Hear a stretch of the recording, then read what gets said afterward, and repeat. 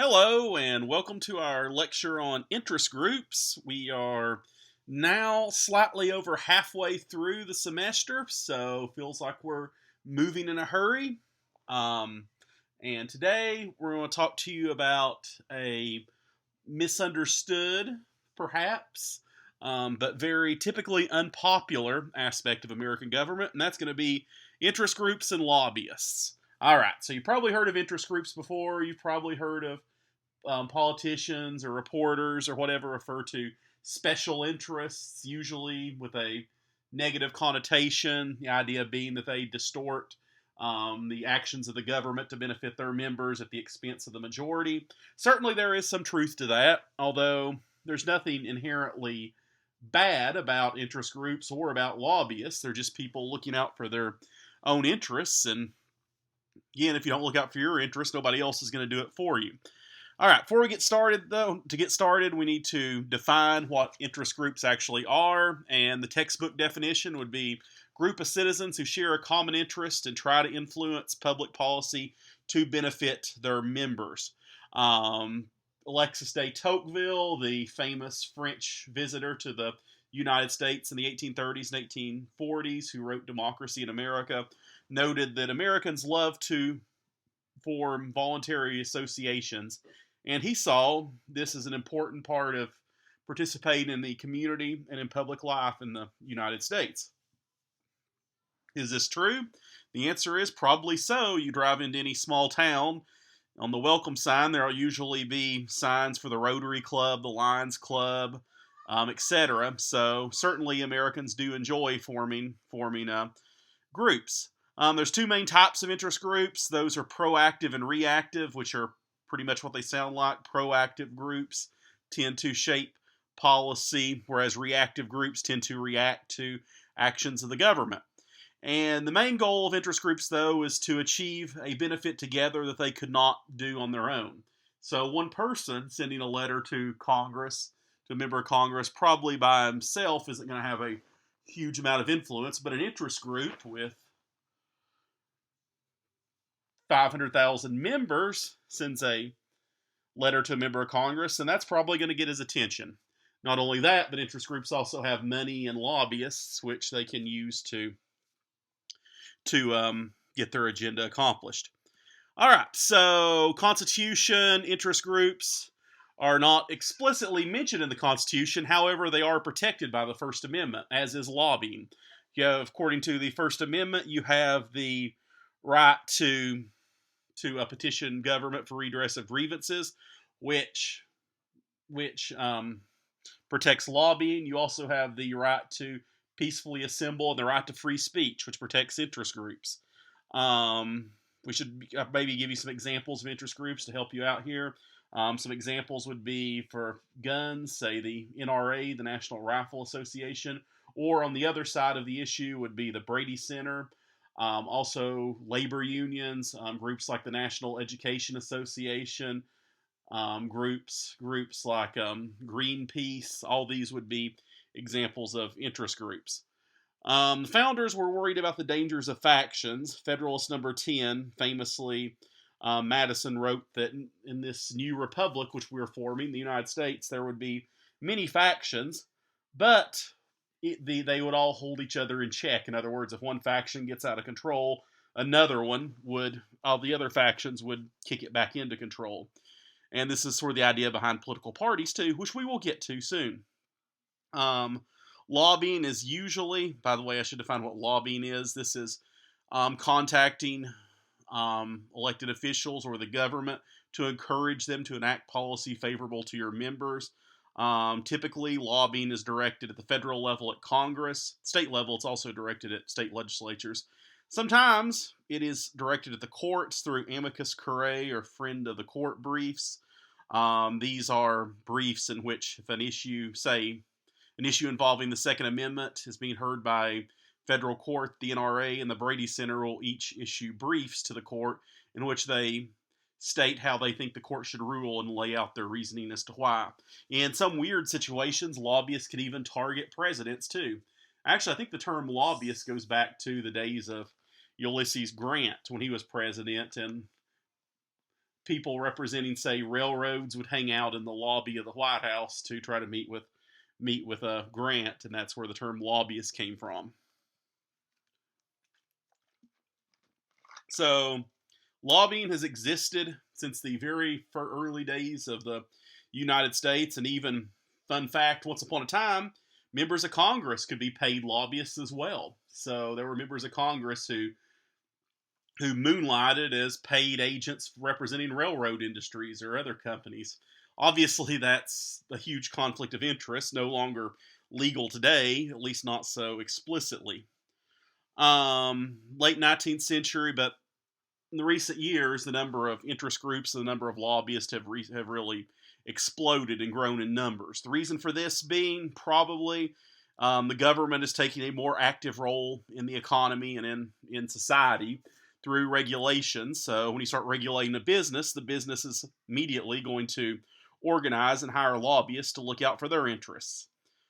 Some of the first interest groups would have been anti-slavery, or early ones, I should say, would have been anti-slavery and women's suffrage groups in the early 1800s. Trade organizations began to form too.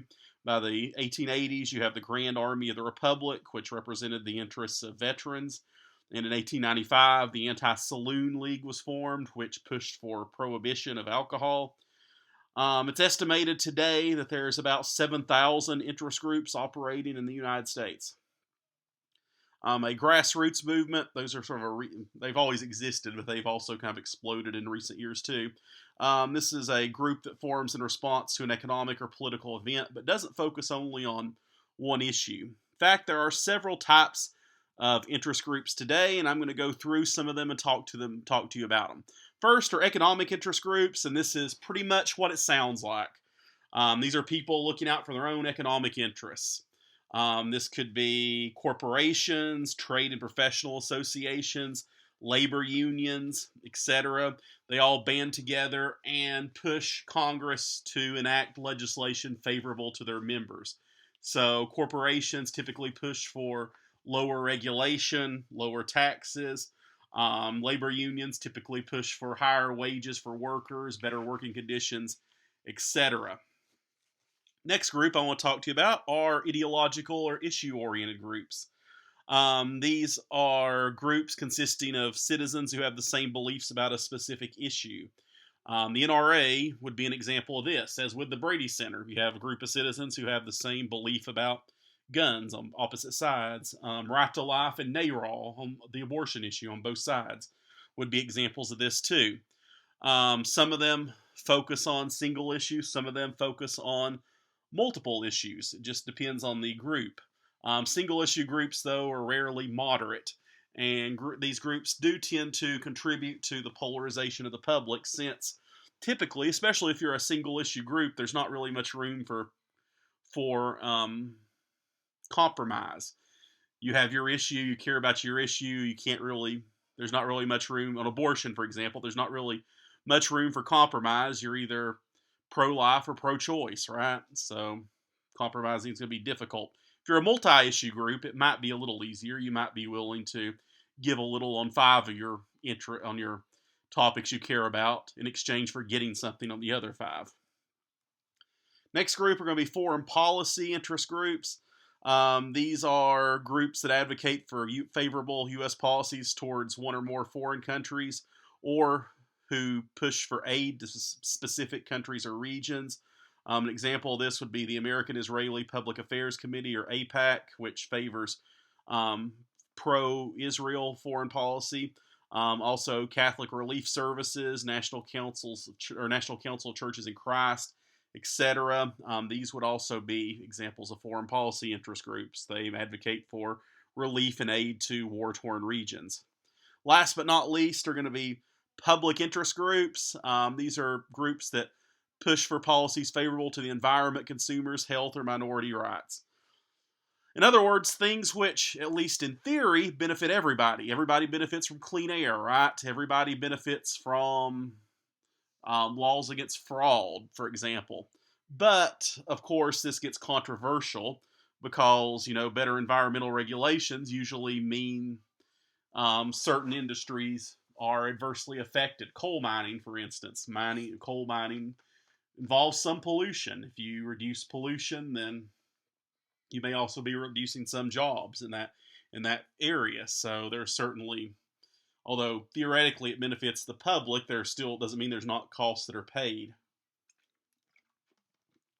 Groups like this at least seek to represent the people against the powerful. Probably the most famous public interest group lobbyist was a guy named Ralph Nader, who was a multiple-time presidential candidate. He's sometimes called the man who killed the muscle car. He pushed for better safety for cars. All right, what do interest groups do? They collect information about the implications of policies and attempt to construct policies in a way that benefits their members. Their two biggest roles, though, are to inform and to lobby. All right, first of all, inform. You ever gotten an email saying Congress is considering Bill H153, this bill would destroy your life? That would be an example of the informing role. So the information they give you is typically not going to be objective. It's going to be more akin to propaganda. I don't necessarily mean that in a negative context, but they inform their members about developments in the area of their interest, and also inform government officials about what they think would be the implications of policies. They may do this through emails, through mass mailers sent through the postal service. They may do it through posts on blogs or on social media. They may send press releases to newspapers and TV networks, etc. Typically trying to gain attention for the issue they care about and gain support for their position on that issue. So, like I said, informing is not going to be objective information. It's going to be information that they want you to know or want you to think. And again, there's nothing wrong with this. This is a form of persuasion.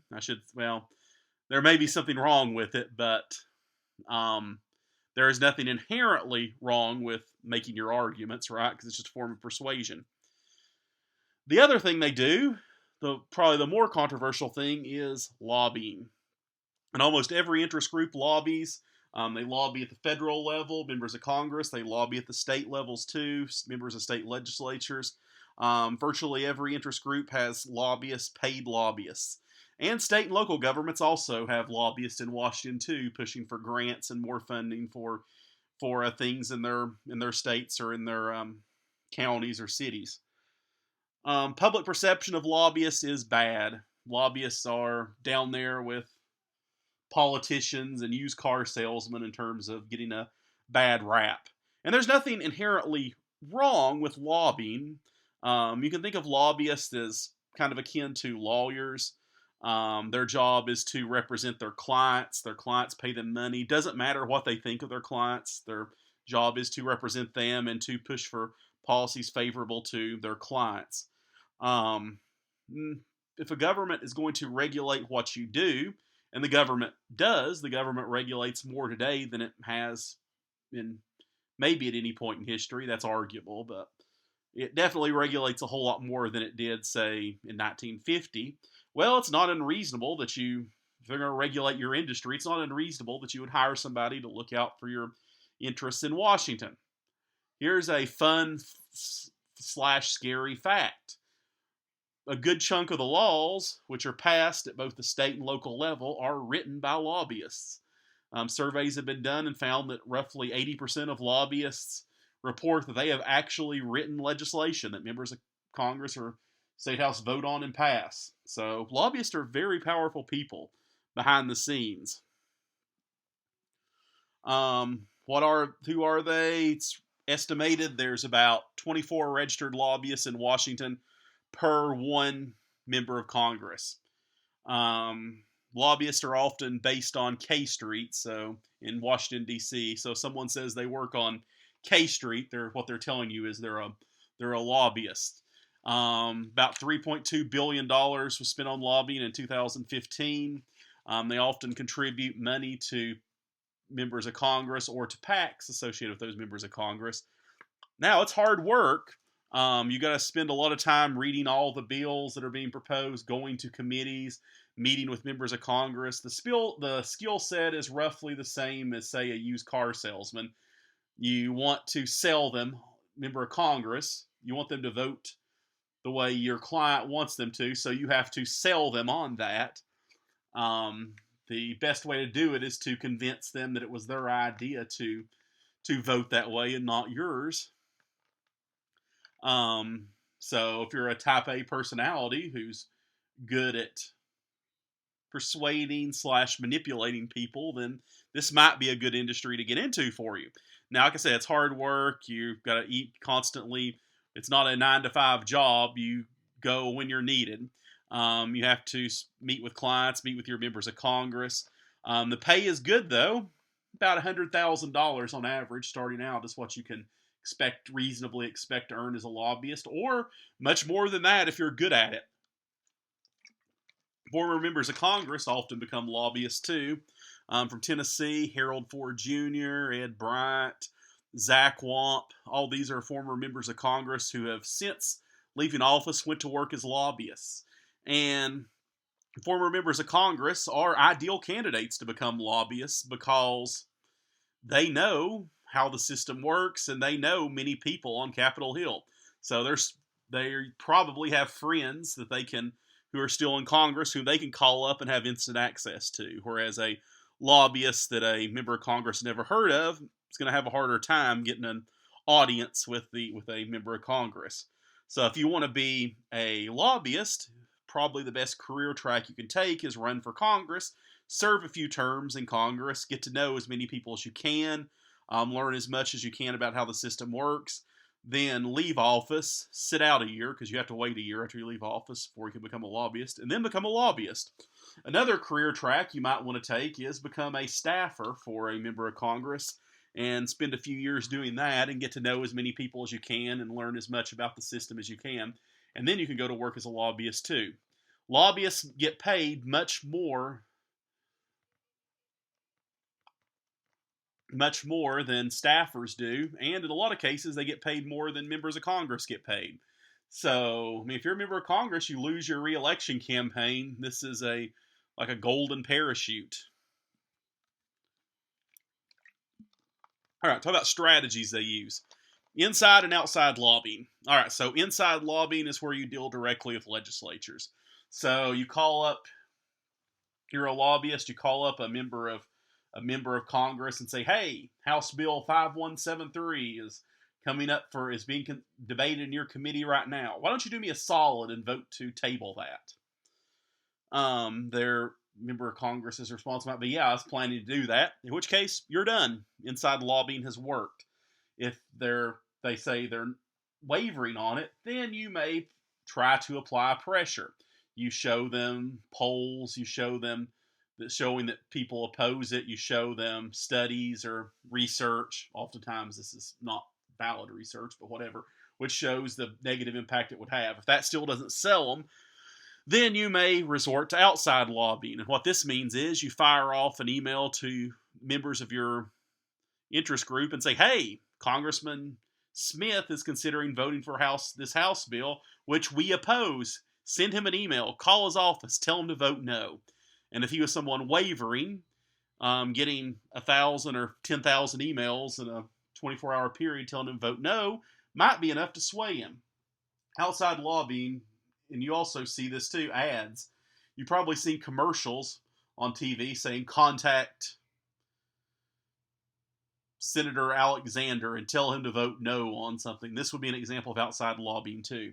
Typically, lobbyists use outside lobbying as a last resort because it can burn bridges with a member of Congress. They typically don't like it when you cause problems for them. So this is something they try to avoid, but will use if push comes to shove. All right, another thing we need to talk about. Political action committees, or PACs. What are they? Sometimes they're independent organizations, but more often they're arms of corporations, labor unions, or groups established to contribute to candidate or for general political goals. PACs are outside the tax-exempt category and thus can engage in lobbying and campaign activities. Under the Federal Election Campaign Act, an organization becomes a political committee by receiving contributions or making expenditures in excess of $1,000 for the purpose of influencing a federal election. PACs are required to report all financial activities, including direct donations and other expenses, to the FEC, the Federal Election Commission, which then makes those reports available to the public. They use what are called independent expenditures. These are funds spent for or against a candidate by committees not connected with the campaign. In 2010, the landmark Citizens United case found that money counts as speech. It's a form of political expression. So the amount of money you can donate to a political action committee is unlimited, since Supreme Court has found it's the equivalent of political speech. So most candidates, if they want to run for office, have a PAC, especially president, have a PAC which is in support of them. The PAC, though, cannot be formally connected to the campaign. It is theoretically independent. However, its goal and purpose is to get its candidate elected. The only real rule here is that the PAC cannot coordinate with the campaign. I'm going to show you a Colbert clip on this, which explains this better than I can. But essentially what this means is that the campaign and the PAC cannot discuss strategy together, which means coordinate. There's only been one person in American history as of 2019 who has ever been prosecuted for illegal PAC campaign coordination, and that's a guy named Tyler Harbor, and I have an article about him that you can read. Like I said, but you may be asking the question, people can donate directly to the campaign, so why would they want to donate to PACs? The answer is this. There's limits to the amount of money you can donate directly to a campaign. So if you're supporting candidate Joe Smith for president, there's a limit to how much money you can directly donate to his campaign. There is no limit, however, to the amount of money you can donate to his PAC. So PACs exist to basically get around campaign finance laws. And you can see from these numbers here, they have really exploded in number. Only 608 in 1974, 4,611 in 2009. Since the Citizens United case, I would imagine that number has increased quite a bit. As of 10 years ago, leadership PACs raised and spent more than $47 million. I imagine that number is also much higher today. Most of the TV, or maybe I shouldn't say most, but a lot of the TV ads you see for candidates or attack ads are run by PACs, not the campaign itself. And since the PACs are not formally connected to the campaign, they typically tend to go more negative and be more brutal than the actual campaign, the ads run by the campaign. And this allows politicians to keep their hands clean, because if they're called on it, say for going too negative or for misleading ads, their response will be, I didn't do that, my PAC did. And there's nothing I can do about it, because if I condemn that ad or criticize it, then I'm coordinating. Lots and lots of money are spent on PACs, and this is probably only going to increase in the coming years. All right, so we talked about how powerful lobbyists are. How powerful are lobbyists? This is a little hard to measure, because you can't just take a survey of Congress and say, have you ever changed your vote because of a lobbyist convinced you to? You're probably going to get 100% to say no. However, lobbying wouldn't be a multi-billion-dollar industry if it didn't get results. So lobbyists are powerful, but measuring their power can be difficult. The fact that 80% of them have reported that they've actually written laws suggests they are very powerful. So this brings us to some questions here. Questions about who's actually governing this in this republic. The people, the power elite, or a pluralist system. And what is pluralism? This is the idea that, yes, there's a lot of money being spent, and there's a lot of different interest groups and a lot of lobbyists all pushing for different positions and agendas. But they cancel each other out effectively. So the Second Amendment issue, for example. You have the NRA, which opposes gun control. You have the Brady Center, which supports gun control. Do they effectively cancel each other out? Abortion. You have Right to Life, which opposes abortion. You have NARAL, which supports abortion. They're both lobbying. They're both pushing against each other. Do they effectively cancel each other out? Pluralism would say yes. If they cancel each other out, then the power effectively reverts back to the public. This is probably a little idealistic. Later on, a political scientist named Elmer Erich Schnattschneider, which is an awesome German name, famously said that the flaw in the pluralist heaven is that the heavenly chorus sings with a strong upper class accent. And what he's saying here is that, yes, it's true that there are interest groups on all sides of every issue, and they may cancel each other out to some extent, but at the end of the day, some interests have more money behind them than others, and those are the ones that are going to have disproportionate power. Boeing, Apple Computers, probably have more power than mom and pop. So, more money and thus more power than mom and pop when it comes to lobbying and influencing Congress. All right, so question. Are interest groups looking out for themselves or for the good of the country as a whole? The answer is probably themselves, although most people think what's good for them is good for the country as a whole. What are the most powerful interest groups in America? Do you think they're looking out for America as a whole? You can think about this for yourself. Okay, so a few things. Tightly knit groups of specialists often control policy areas. What does this mean?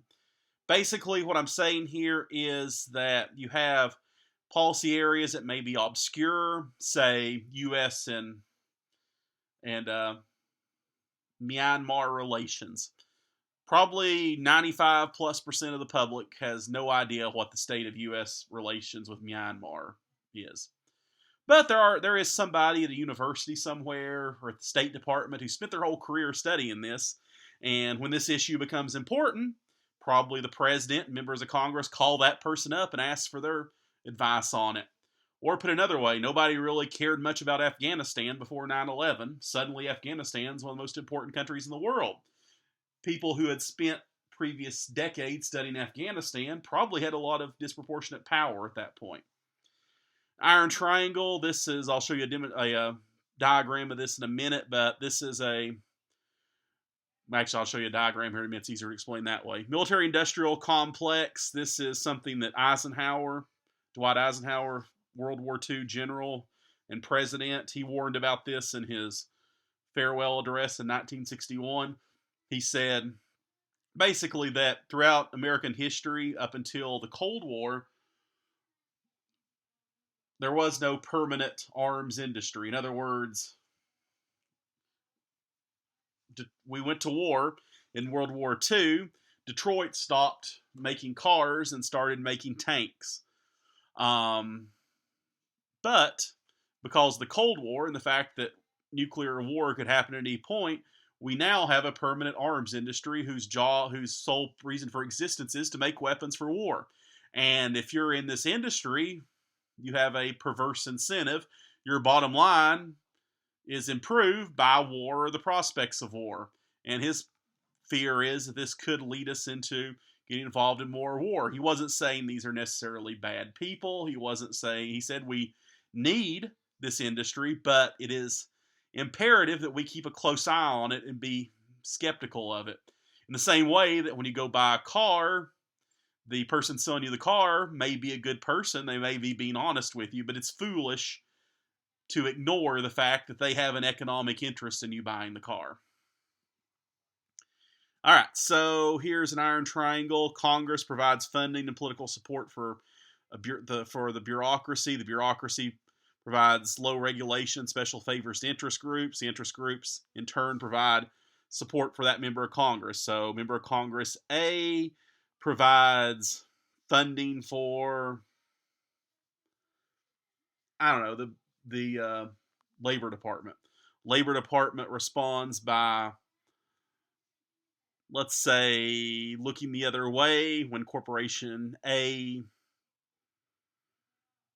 doesn't pay their workers very well. Interest groups associated with that corporation like this, so they provide electoral support to the member of Congress who made this possible, and this just keeps being reinforced.